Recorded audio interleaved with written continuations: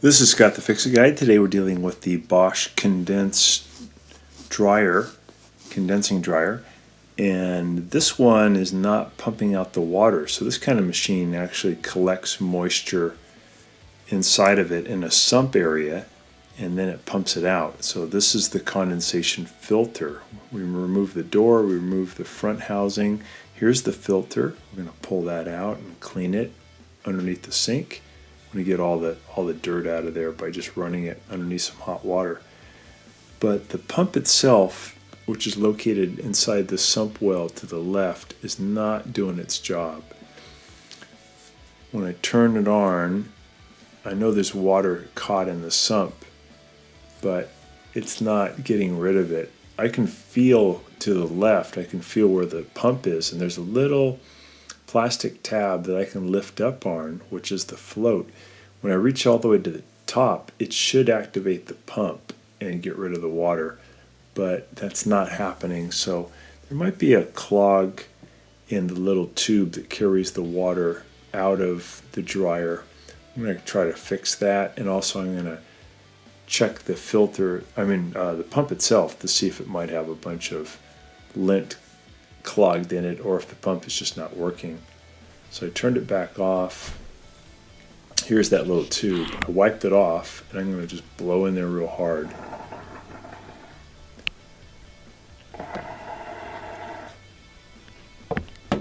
So I can hear that air. I can hear it gurgling. I can hear it moving. So I know that tube is not clogged. So make sure you wipe it off so it's clean, and then just blow through there really hard, and you should be able to clear the obstruction that way.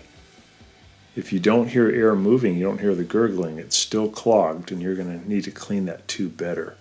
But this tube is certainly clear.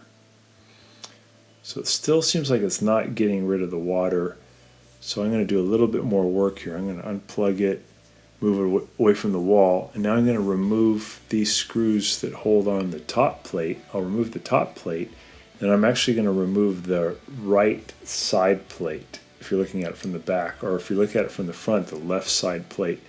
And it's held in with some screws in the back, and there's one screw on the bottom that I'm going to remove too that holds on that side panel. I think these are all Torx 15 screws. If I can get the side panel off, I have really good access to the pump. And if you have some room around you when you're doing this, it's pretty easy to do. Sometimes these are in a closet. It's really tough. You'd have to get the whole unit out of the closet. In this case, we had a lot of room around me. So I'm just removing all those screws, and then I'm going to be removing the pump itself. Here is the pump. And I'm just cleaning it off underneath the sink. I've removed a couple of electrical modular connectors that were holding it on, and there was one screw holding it down. I removed those, and it had a little protective case above it. I removed that, and I'm going to just be working with the pump here to see if I can make sure the little float will be able to move up and down. If the float is stuck or jammed with lint or dirt, it won't be able to turn on the pump itself. So I have to pull out the little float itself, which has a magnet at the top, and make sure that's all clean in there. I'm also going to remove the impeller cover and make sure there's no junk caught in the impeller. So the impeller is like the little propeller thing that spins.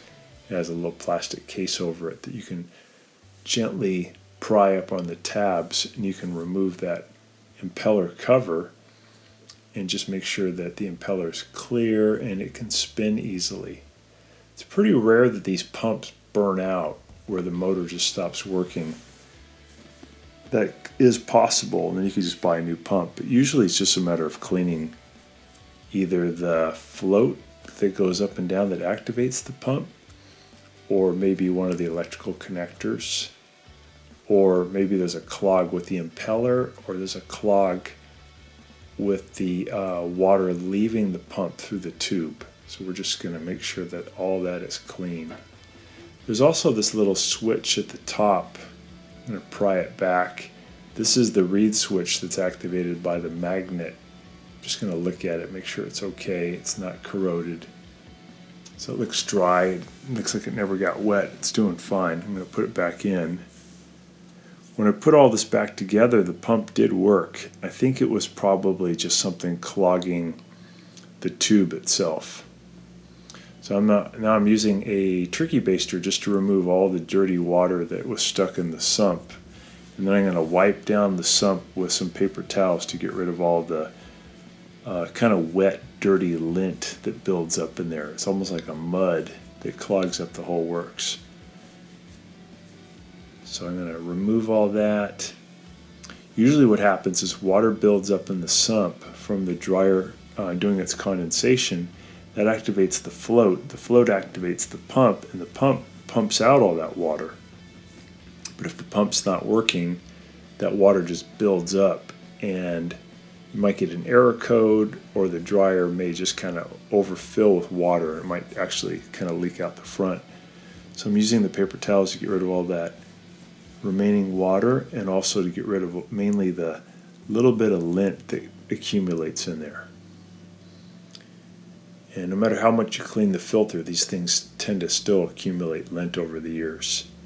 With the side panel pushed out of the way, it's pretty easy to get to all this area. You don't have to really remove the front of this side panel. You can just remove the one bottom screw and the back screws and just kind of push it out of the way. So I'm putting the pump back in, and I'm putting the little tube back into position that carries the water out. And then there's two electrical modular connectors. I'm going to snap those back in and make sure that they're really seated fully down so that the pump has power, and also it has an ability to sense when water is building up.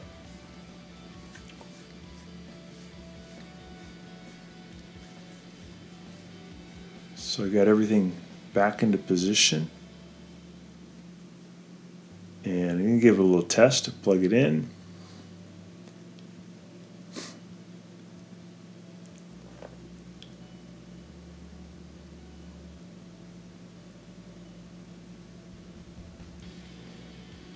I'm going to get a little water inside the sump to see if it'll activate the float. So it won't really go in well from the front, but I can actually go around and pour some into the sump from the side. Pour some right in here. And then when I start it up, that should activate the float, and that should activate the pump. So we got it started up, and we got some nice action there. There we go. So it's definitely pumping water out. So I think I just got rid of whatever was clogging it. So that's what's supposed to happen. It's supposed to sense that there's water in the sump, and it's supposed to kick in the motor, and the motor will kick out the water. Usually this water goes through this tube and then into the same drain hole in your wall that the water drains out of your washing machine. It's actually the same exact hole. So I'm just playing with the little float switch there to my left. I can activate that with my left hand. So it seems like it's doing good.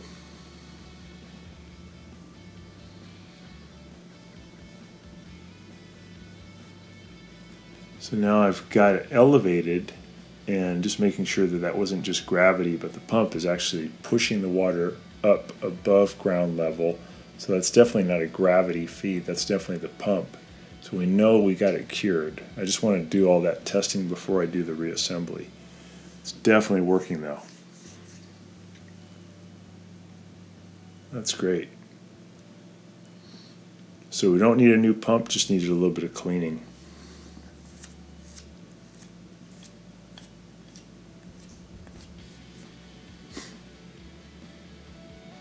So we're just going to put this little cover back on. This is not a vital thing. This just kind of encapsulates the pump, protects it.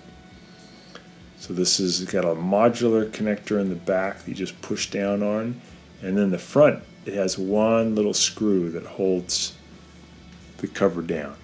I think it's a Torx 15.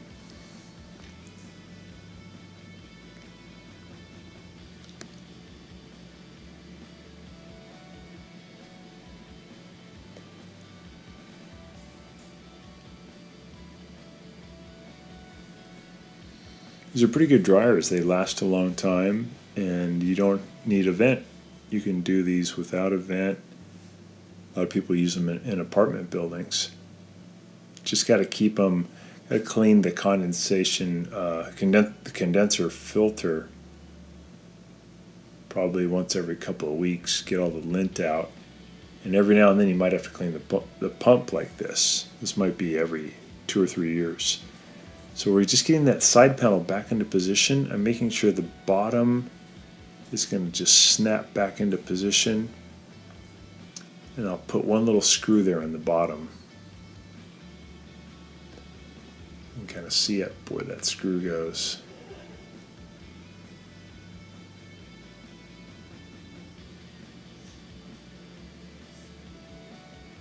So I'm going to feed it right in there. Push up a little bit on the panel so it can feed in above that gray plastic. There we go. Okay, now I can put the screw in to hold it.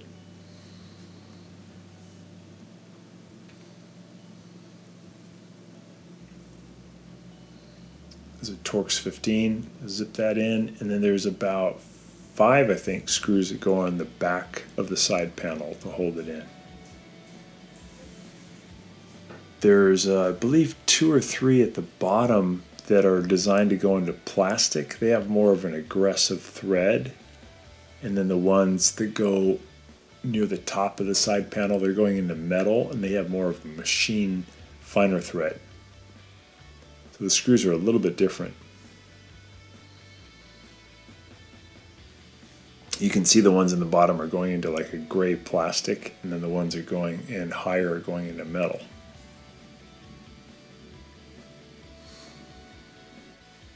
So we're just putting all those screws back in the back panel. Sped up the camera here a little bit.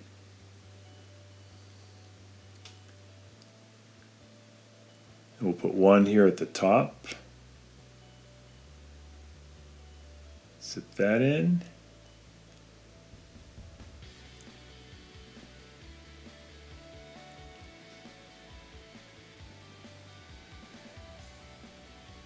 And one on the top and the front. And then the side panel's all secure. That's done. And now we can put the top panel back on. Top panel slides in toward the front, and then there's 2 screws on the back that hold that on. Back right and back left hand corner.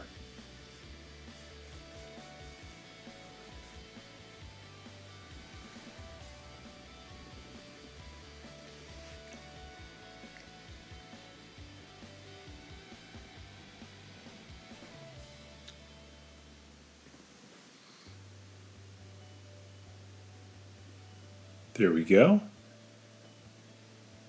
And I did have to kind of disconnect the dryer from the washer to get to that one little screw on the bottom of the side panel. So I'm pushing the washing machine back into position. So just pushing in these little plastic clips, they just lock into position and they hold in the front feet so the washing machine won't move forward. And I'm just putting in a little water into the sump to do one more test. Oh, and there's also, after we put in those 2 plugs, there's like a trim piece that you slip in that goes between the washing machine and the dryer. Just a nice, it's mainly just a nice aesthetic piece. Okay, we turn it on. Let's see if it's going to drain the water. Yep. That's great. So we're going to put the drain tube back into the wall. I like to pull out the washing machine drain tube and then put them in together. Just make sure that you really seat these in so they're fully down. So thanks so much for watching, and please subscribe when you get a chance.